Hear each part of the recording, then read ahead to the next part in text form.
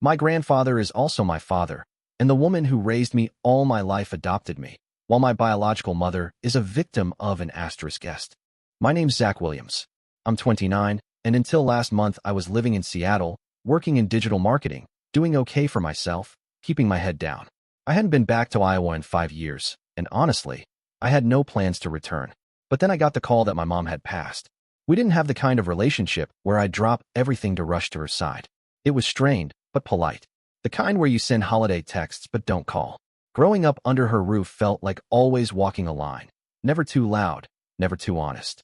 She had this thing about appearances. Everything had to be presentable. It made our connection shallow. I moved out at 18 and only came back when necessary. But death has a way of forcing your hand. So, I took the flight, rented a car at Des Moines International, and drove the familiar 2 hours to the old neighborhood.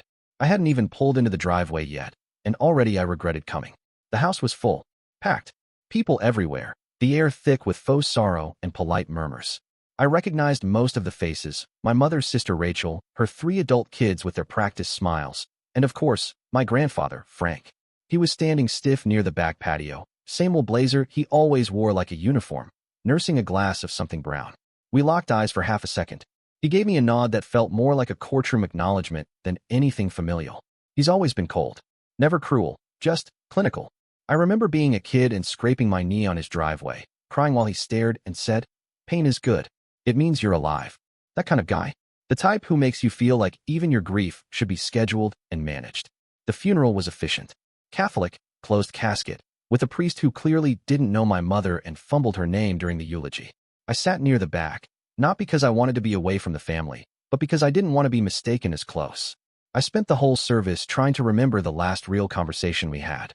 It might have been 4 Christmases ago, and even then it was mostly small talk about how Seattle was getting too liberal in her opinion. After the burial, I told Rachel I'd stay a few days. "Just to help with the house," I said, and she looked relieved.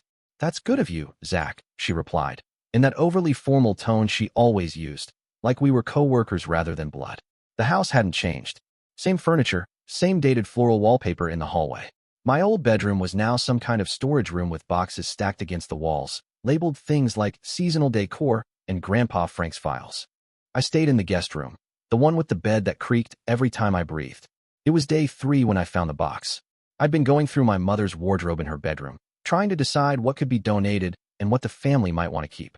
She had so many scarves, dozens of them, folded perfectly in drawers. Beneath the bottom drawer, the wood felt oddly loose. I tugged, and it shifted, revealing a thin hidden space, like something out of a spy novel. And in there, pressed tight between the wall and the back of the wardrobe, was a locked metal box. It was small, maybe the size of a hardcover book, and surprisingly heavy. I turned it over in my hands. No key in sight. I debated saying something. Rachel had been hovering all day, organizing photo albums, and setting aside china sets for her daughters. But I didn't mention the box. Instead, I slid it into my duffel bag and zipped it shut. That night, I sat on the floor of the guest room, the box in front of me.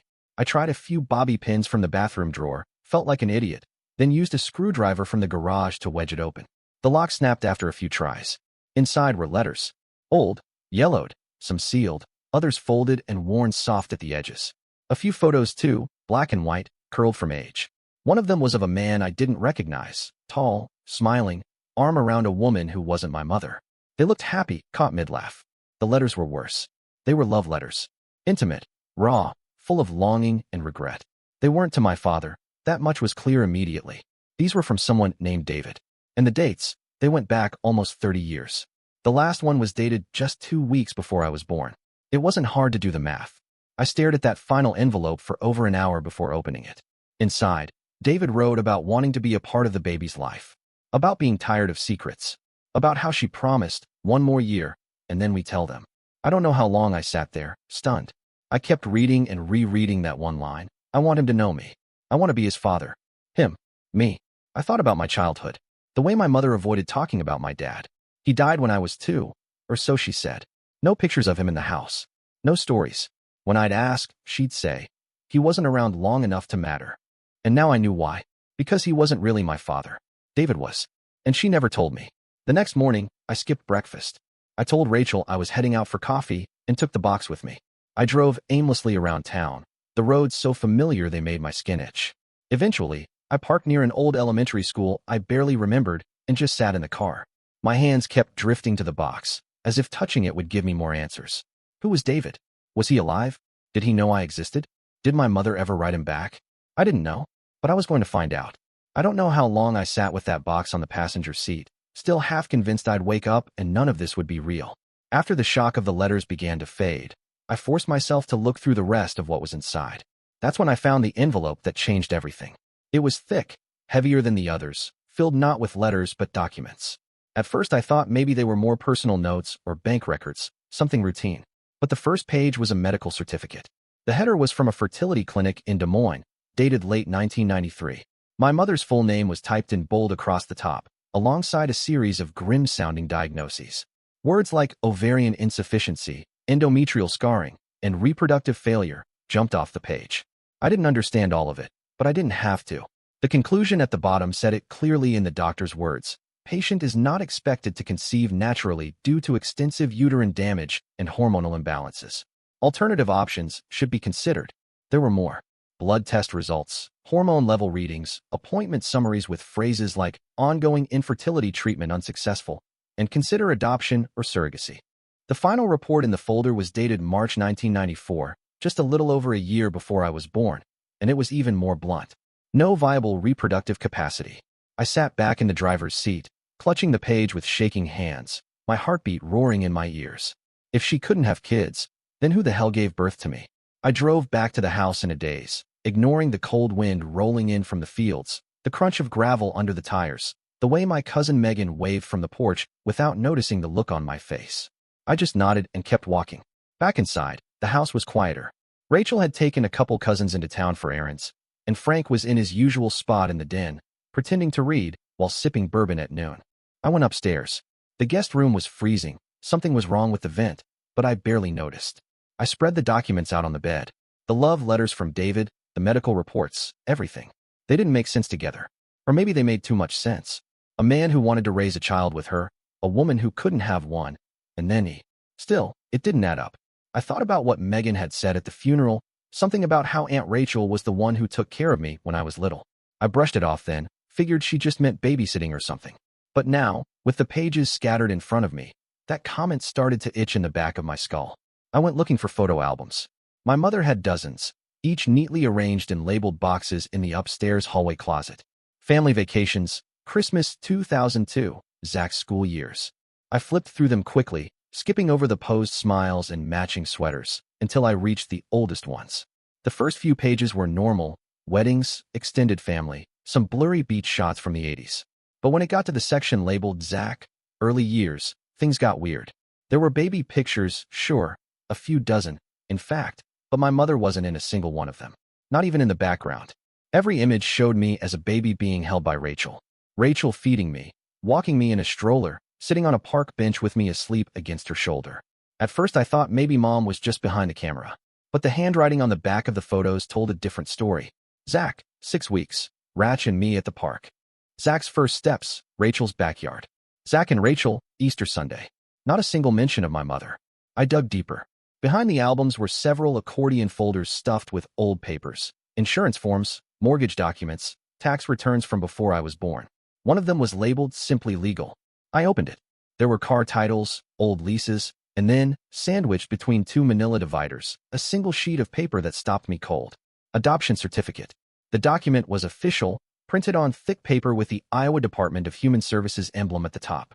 My name was listed clearly, along with the date, September 12, 1995. I would have been about 3 months old. The adopting parent, Margaret Elaine Williams, my mother. There was no second parent listed. I just sat there, paper in hand, feeling like the floor had tilted under me. She adopted me. That much was clear. But why had no one ever told me? Why hide it? And more importantly, if she adopted me, where the hell did I come from? Who was my real mother? I leaned against the wall, the certificate still clutched in my hand, and tried to piece it together. Rachel. She was there in every early photo. She was the one holding me, the one soothing me, the one writing captions as if she were the mom. And now, that impossible question kept hammering inside my skull. Am I Rachel's son? The realization hit me like a punch to the chest, but it wasn't complete. It felt like I was standing on the edge of something much darker, some terrible truth just beyond reach, breathing down my neck. The adoption certificate, the photos, the medical records, it all pointed to one inescapable conclusion. My mother wasn't my mother. She had adopted me. Rachel, her sister, had taken care of me in those early years. But none of that explained the biggest question gnawing at my brain. Who was my father? I couldn't sleep that night. I lay in the creaky guest bed staring at the ceiling fan spin lazily above me, the box of documents on the floor beside the bed like a ticking bomb. Around 3 in the morning, I sat up and searched for DNA test kits on my phone.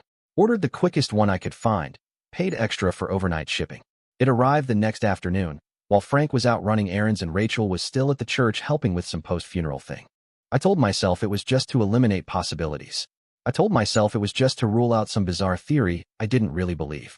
But even as I tore open the box, even as I collected the saliva sample, a part of me already knew I wouldn't like what I found. It took a few days to get results. I couldn't sit still, couldn't focus on packing up the house or sorting through what was supposed to be my mother's estate. I barely ate.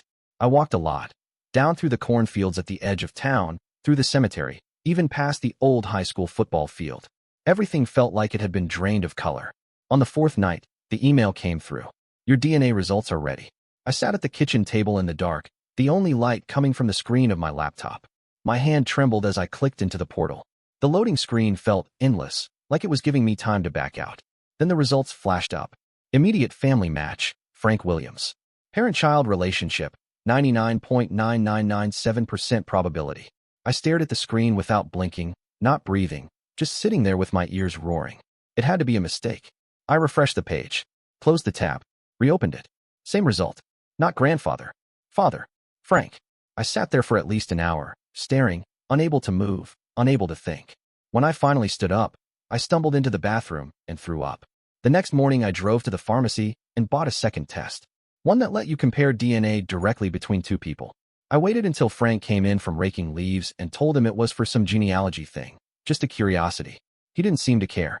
He spit into the vial without asking many questions, just made some offhand comment about damn kids and their ancestry nonsense, and went back to his whiskey. I also got Uncle Nate to do it, my mother and Rachel's brother. Just in case. 3 more days passed. When the second test came back, there was no ambiguity. Frank wasn't my grandfather. He was my biological father. Nate wasn't a match at all. It took me a full day to speak. I barely left the room. I didn't eat. I didn't call anyone. I just sat there on the edge of the bed with the laptop open on the nightstand. Those numbers burned into my brain. Frank Williams, 50.2% shared DNA. Paternal relationship confirmed. I was the son of a man who had raised me like a grandson. A man who had never shown me anything more than politeness dipped in cold disdain. And Rachel, the woman who had held me in those baby photos, the one person who had looked like she truly cared, she was my biological mother. It was like my entire childhood had been rewritten with one mouse click. Rachel, my mother, the one who always called me sweetheart, who made sure I had my favorite cookies when I came home, who used to send me $20 bills and birthday cards with a little note that always said, just in case. She had been the one who raised me when I was a baby. She was the one holding me in all those photos, and now I understood why. She was my mother. And Frank, my father. I couldn't even wrap my head around it. I had been told my whole life that Frank's wife, my grandmother, had died in a fire when I was a baby. A space heater caught the curtains in their old house, they said. I had no memory of her. Just a few blurry photos of a soft-faced woman in glasses who looked too kind to belong in this family. But what if that fire had burned away more than a house? What if it was the cleanup?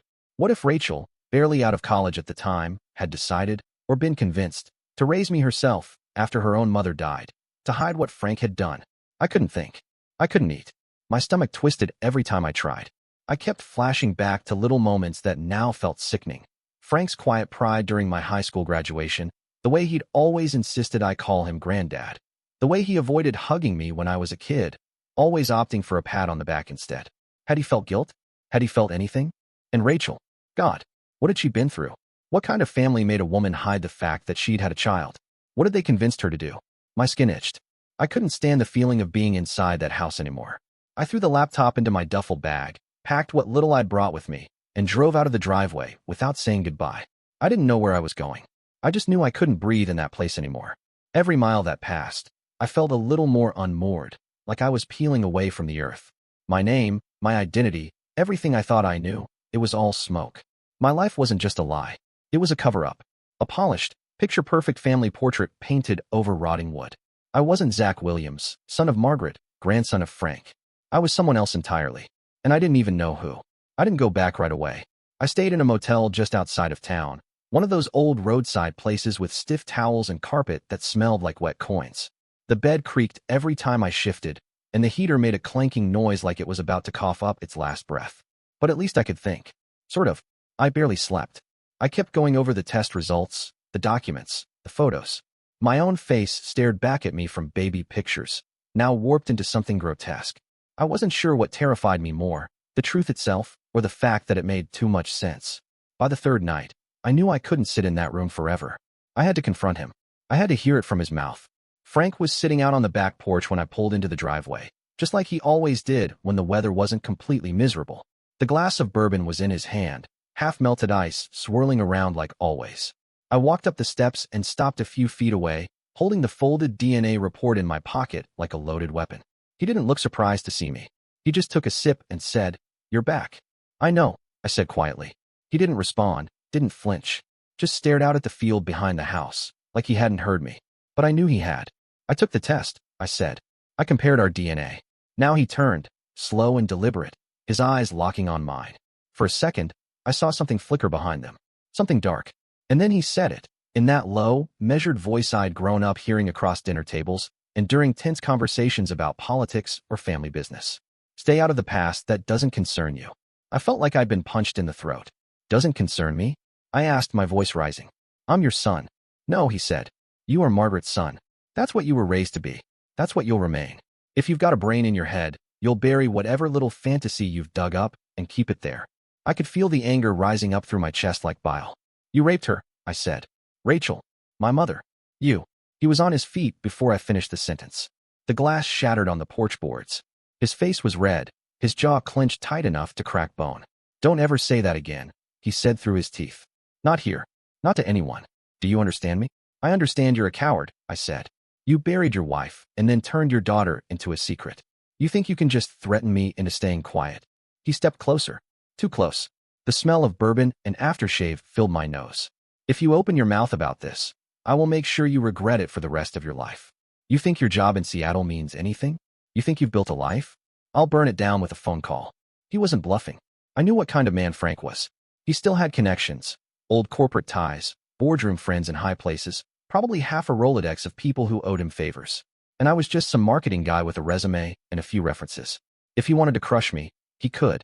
"Go ahead," I said, voice flat. "Make the call. But I'm not going to be the one who stays quiet, so you can keep playing the role of family patriarch." He didn't answer. He just walked past me, brushing my shoulder like I wasn't even there. The screen door creaked open, then slammed behind him. I stood there for a long time, staring at the empty glass on the porch, the spilled bourbon soaking into the wood. My hands were shaking. That night, I tried to talk to Rachel. She opened the door slowly, her face pale and tired. She didn't look surprised. She didn't look angry. She just looked sad. "I know," I said. "About everything." She didn't say anything at first, just stepped aside and let me in. The house was too quiet, like a museum. Family photos lined the walls. Weddings, Christmas mornings, vacations. None of them made sense anymore. We sat in the kitchen. She made tea without asking, hands trembling slightly as she filled the kettle. I waited. When she finally sat down across from me, she didn't meet my eyes. "It was the only way to save your life," she said quietly. I stared at her. "What does that mean?" "In those days," she said, "a pregnancy like mine would have been a death sentence. For all of us. There was no way to explain it. No way to survive it. I was 22. Our mother had just died. Margaret, she didn't agree with how it happened, but she knew what it would do to me, to the family. So she said we would pretend it was hers, that I would be your aunt. She adopted you legally, changed the records. She thought we could move forward." "Move forward?" I asked, choking on the words. "With him sitting at the head of the table every Christmas?" She finally looked up. Her eyes were red, wet, but steady. "I didn't have a choice, Zach. I couldn't raise you on my own. And I couldn't destroy the family. That's how it worked back then. People didn't ask questions. They just buried things. I didn't know whether to scream or cry or just disappear. So you all lied to me. For my entire life. We protected you," she said. "That's not the same thing." I stood up. I couldn't sit at that table another second. "You let me love a man who did that to you. Who did that to both of us." Her face crumpled. "You wouldn't have survived knowing that as a child. And now, I was drowning in it." The rest of the family turned cold within hours. Megan wouldn't return my texts. Rachel's oldest son, who used to call me his favorite cousin, wouldn't even look at me when we crossed paths in the driveway.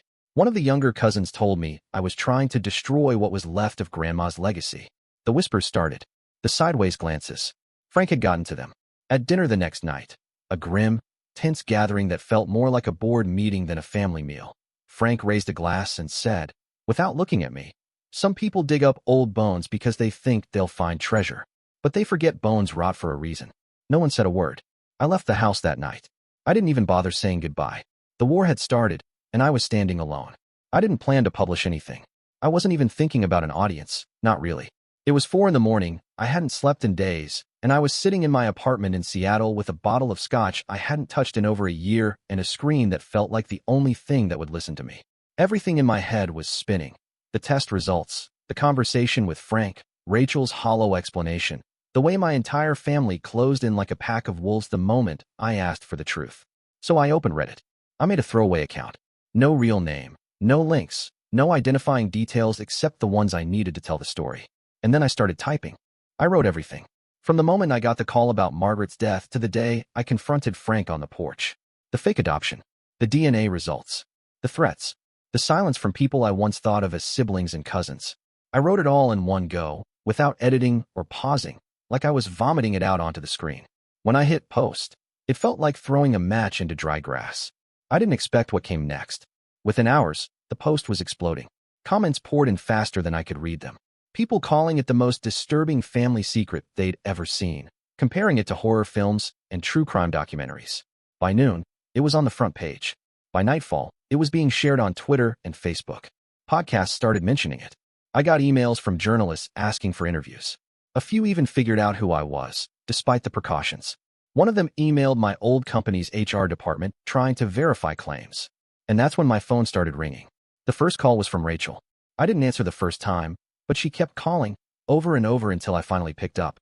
She didn't even say hello. "What the hell have you done?" she screamed, her voice high and cracked. "You put our lives online for strangers to pick apart, like some sick entertainment. Do you have any idea what you've done to this family?" I didn't say anything. There wasn't much to say. She kept going. "You don't know the damage you've caused, Zach. You don't know what you've started. People are calling me. My job is calling me. My church. My friends. You dragged us all through the mud because what? You couldn't handle the truth like an adult." I hung up. She called back twice. I didn't answer. Later that day, I got a knock at my door. A courier. Hand-delivered letter. Legal envelope. Inside was a copy of a civil suit. Frank was suing me for defamation. The language was dry and precise, but the message was crystal clear. He was accusing me of knowingly and maliciously spreading false and inflammatory allegations, damaging the personal and professional reputation of Frank Williams, and publishing confidential family history without consent. The damages listed totaled 7 figures. I sat down on the floor with the papers in my lap and just laughed. Not a happy laugh. Not even angry. Just hollow. They weren't even trying to deny it. Just trying to bury it again, legally, this time. It didn't stop there. My cousin Olivia, the one who used to bake cookies with me when we were kids, posted a long message on Facebook that got screenshotted and shared widely. She didn't use my name, but it wasn't subtle.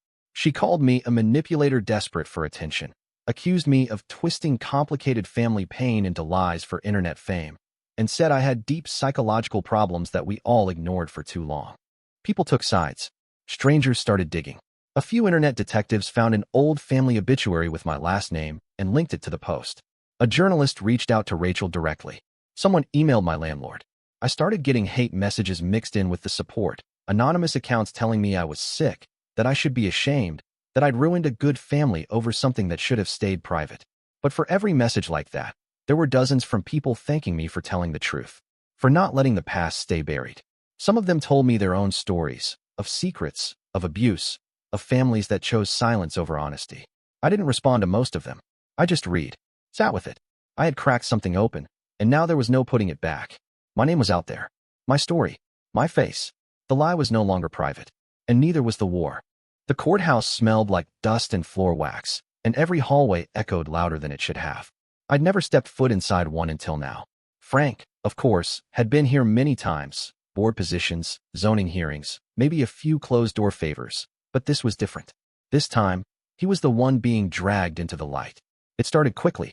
After my post went viral, after Rachel's calls and Frank's lawsuit arrived, The local news picked it up, not just gossip blogs or Facebook rumors. The local paper ran a headline that read, "Prominent Iowa family torn apart by online allegations." The evening news covered it with blurred-out faces and ominous voiceovers. They didn't name me at first, but it didn't take long before the dots were connected. Once people started comparing photos and names, the anonymity was gone. The lawsuit was formal, aggressive, and meticulously worded. Frank accused me of defamation, intentional infliction of emotional distress, and weaponizing fiction to destabilize the family unit. His legal team wanted the post taken down immediately, demanded I issue a public apology, and requested a court order to remove any further libelous content from circulation. They painted me as a mentally unstable man with a vendetta, claiming I fabricated the entire story for attention and sympathy. I hired a lawyer the same week. Her name was Karen Wilcox, mid-40s, sharp eyes, no nonsense. She came highly recommended by a friend in Seattle who worked in civil litigation. First thing she said after reading the suit was, "They're swinging hard because they're scared. If it were lies, they wouldn't be this desperate." We met in her office, papers scattered across the desk, my original DNA test folded and annotated with sticky notes. "We'll make them prove it," she said. "But first, we make them take one too." We filed a motion with the court for a formal, court-ordered DNA test. The judge granted it. Frank tried to refuse at first, claiming it was irrelevant to the defamation suit. But once the court compelled him, he had no choice. The test was handled by a third-party lab appointed by the court. Standard chain of custody, witness samples, the whole thing official. I remember sitting in that cold white room, swabbing my cheek under the watchful eye of a technician, knowing that in a few weeks, everything I claimed would either be validated or ripped apart. The results came back exactly as we knew they would. Frank Williams, 99.9% probability of paternity. The courtroom was silent when the documents were submitted. Not a whisper, just the sound of shuffling papers and the quiet ticking of a wall clock. Frank didn't look at me once. He just stared straight ahead like he could will himself into another version of reality. Rachel didn't show up that day. From that moment, everything shifted. Suddenly their side was scrambling. The tone changed. Their lawyers started pulling back, trying to minimize the exposure. There were whispered meetings in hallways, rushed phone calls, and then an email from Frank's attorney offering a settlement. The message was clear. If I agreed to remove the Reddit post, issue a vague public statement about family misunderstanding, and sign a non-disclosure agreement, they would drop the suit. No damages, no further legal action. They even offered money. Not an insane amount, but enough to make me pause. Karen looked at me across her desk. "It's your call," she said. "You'd walk away with a clean record, a check, and your life back." But I didn't want my life back, not the one they built out of silence. I didn't want hush money, or to sign my name to some sterilized version of events that left out everything real. I didn't want to pretend that what happened to me, to Rachel, was just a misunderstanding. So I said no. I told them they could keep their settlement. I wasn't going to lie for them. Not again. Karen didn't flinch. "Then we go to trial," she said. And that was that. The story stayed up. The lawsuit remained active. But the truth was on record now. In black and white, in court documents, in headlines. Frank Williams wasn't my grandfather. He was my father. And no matter how much he wanted it buried, it was too late. The rot was exposed. I didn't expect anyone to come forward.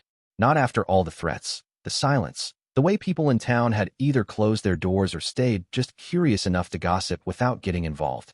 I figured the courtroom would be the last place any truth would surface that hadn't already been dug out by me, alone. But then, one afternoon, a message landed in my inbox. It was short.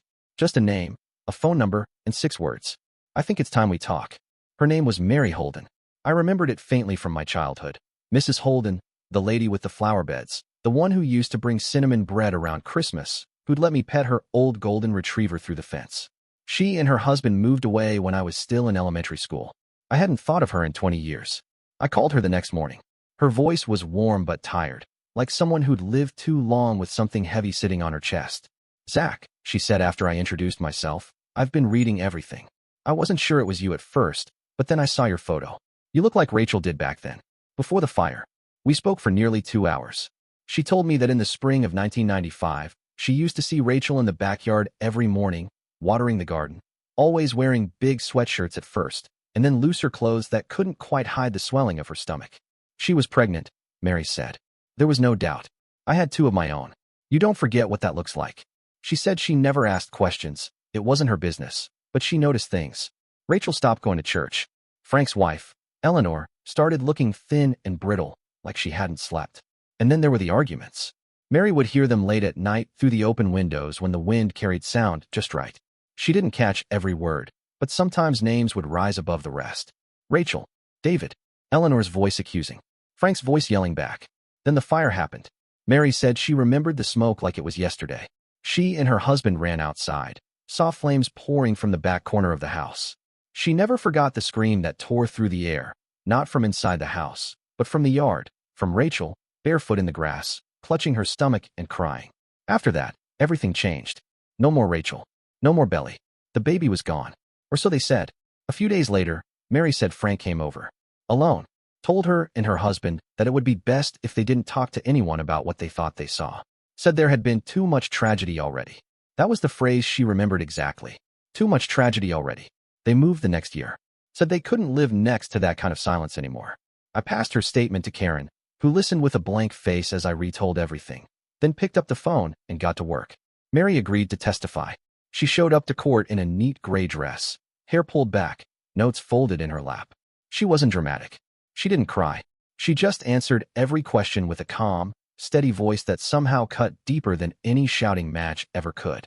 She told the court she saw Rachel pregnant, that she heard the arguments, that she heard Eleanor accuse Frank of sleeping with her own daughter, that after the fire, the pregnancy disappeared and a story was planted in its place. She told the judge that Frank Williams visited her house to ask for silence. Karen didn't need to say much after that. The gallery was silent. Frank's lawyers looked like they'd been gut-punched.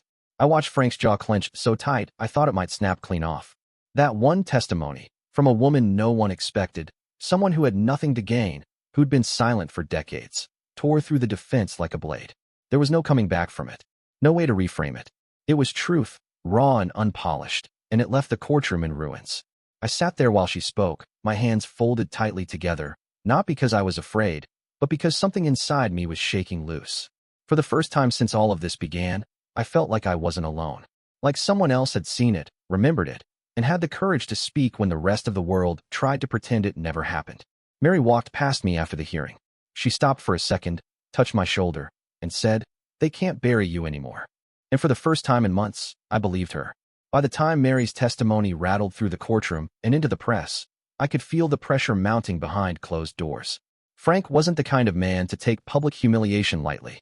The carefully polished reputation, the decades of community leadership, the business dinners with judges and donors, it was all beginning to unravel, and I could tell by the look on his face every time we locked eyes that he was running out of patience.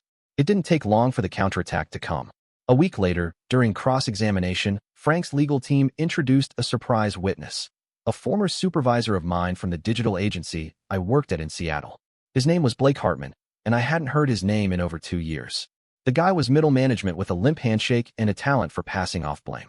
I watched him walk up to the stand in a crisp navy blazer and couldn't figure out why the hell he was there. Then he started talking. He claimed I had fabricated data in a client report, said I'd been disruptive, that there were documented concerns about my behavior, and hinted at an internal investigation that led to me being quietly encouraged to resign. The courtroom murmured. Frank's team leaned back smugly. They thought they'd landed a blow. I just stared at him, calm on the outside, but boiling inside. When court recessed, I walked out into the hallway with Karen and said, "None of that is true. I left on my own. I still have the resignation emails." And Blake? He used to ask me to fix his presentations because he didn't understand the analytics tools. Karen nodded. "We'll handle it. Let's make sure he regrets showing up." And we did. Karen subpoenaed my former HR manager. She flew in with a folder of emails and documents, including my glowing exit interview, the clean record, the messages from leadership thanking me for my work and offering me freelance projects even after I left. She testified that no internal investigation ever took place, that Blake wasn't even in a direct supervisory position over me, and that the company had never received a single complaint about me. Then came the real bombshell. Through a private investigator, Karen uncovered a recent wire transfer, $12,000 from an LLC linked to one of Frank's real estate companies, funneled into a personal account held by Blake Hartman, just 3 weeks before his testimony. The courtroom froze when she presented the ledger. Karen leaned in, calm and deliberate, and asked him, "Mr. Hartman, did you receive money in exchange for your testimony today?"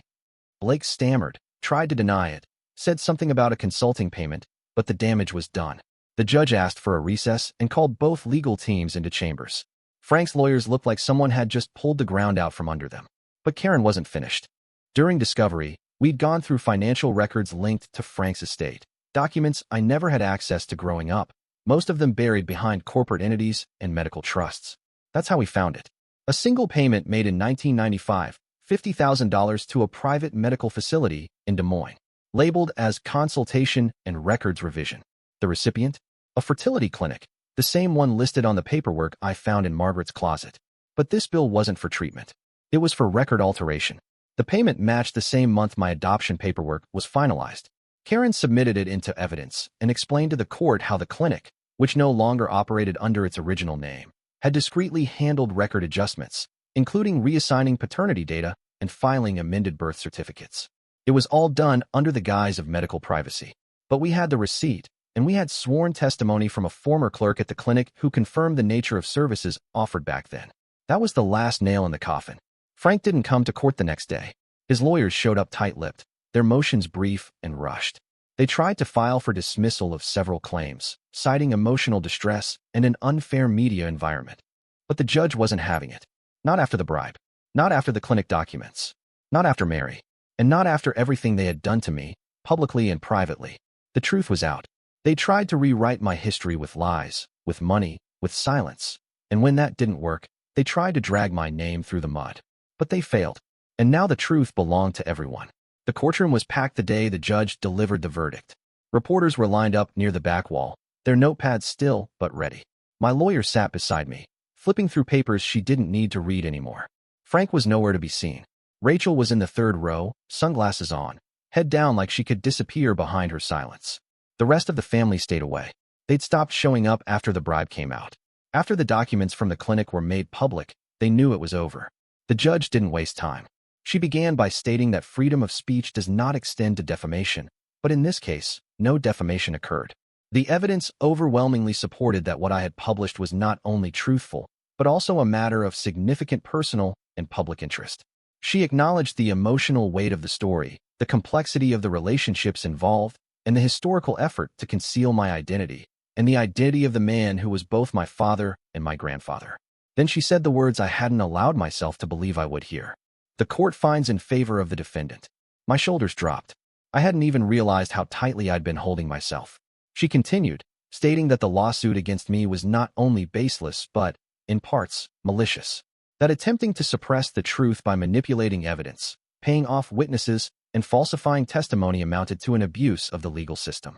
As a result, Frank, and by extension, the Williams Family Trust, was ordered to cover all of my legal expenses, including court fees, investigation costs, and additional damages related to the attempt to interfere with my employment. Then came the next part. My part. With the initial suit closed, we immediately filed a separate claim for non-pecuniary damages. Psychological trauma, identity confusion, years of manipulation, gaslighting, and the long-term mental health effects of growing up inside a lie so carefully constructed it took nearly 3 decades to unwind. Karen had gathered everything, letters from my therapist, statements from colleagues, even a journal I'd kept after the truth broke open. It was all part of the record now, but that wasn't the end of it. We also filed a formal complaint to the state medical board, accompanied by a legal motion requesting a criminal investigation into the actions of the clinic that altered my records. We provided the financial documents, the testimony from the former clerk, and a list of other suspicious name changes filed within the same time frame. The court accepted it and referred the case to the Attorney General's office. That piece, the part about the clinic, was never about revenge. It was about accountability. If they could do that to me, they could do it to someone else. They could already have. Outside the courthouse, the press swarmed. Karen gave a brief statement, calm and direct. I didn't say much. Just thanked the court, said I was going home to sleep for the first time in months without the weight of being called a liar pressing down on my chest. Rachel didn't speak to me. She stood off to the side, arms crossed, not crying, not angry, just empty. I didn't approach her. I didn't need to. When I got home, the first thing I did was open the laptop. I didn't write another Reddit post. I just read the original one. It was still up, still there, still true. After the verdict, I disappeared. Not in the dramatic sense. I didn't fake my death or vanish into the woods. I just quietly left the town, the courtroom, the inbox full of interview requests, and the hollow apologies that started trickling in from relatives I hadn't heard from in months. I packed what little I owned, closed out my lease in Seattle, and moved down the coast to Portland. No announcements. No forwarding address. No new posts. I changed my number. Deleted most of my social media. Anyone who wanted to reach me the old way couldn't. And I liked it that way. After everything, I needed quiet. I needed space. I needed to hear my own voice again after spending a lifetime swallowing everyone else's version of who I was supposed to be. I didn't speak to anyone from the family. Not Rachel. Not Frank. Not the cousins who took sides or posted half-truths online. Nothing. Total silence. For months, I walked. I spent hours just moving through the city, headphones on, hoodie up, not looking for anything in particular. The people in Portland didn't know me.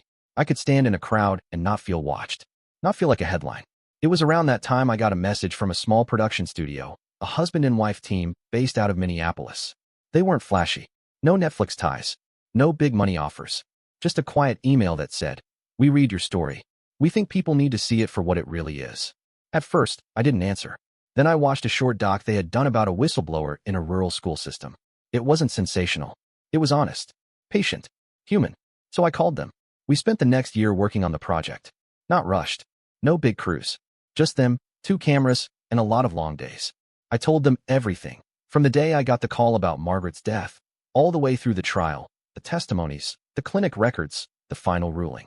They interviewed Mary. They spoke to former neighbors. Even a few people who had quietly left the family years ago. The documentary was titled, "He Was My Grandson." And my son. It wasn't subtle, but neither was the truth. When the trailer dropped, I wasn't sure what to expect. The last scene was my voice, layered over old photographs and court footage. I didn't take revenge. I just didn't let them lie at my expense anymore. I meant every word. I never set out to destroy anyone. I didn't burn the house down. I just refused to let it stand on top of me anymore. That's my story. That's where it ends, at least the part that belongs to them. I've told mine. Now I want to hear from you. What would you have done in my place? How do you move forward when everything behind you is smoke? Would you have stayed quiet? Or would you have done what I did and said it out loud?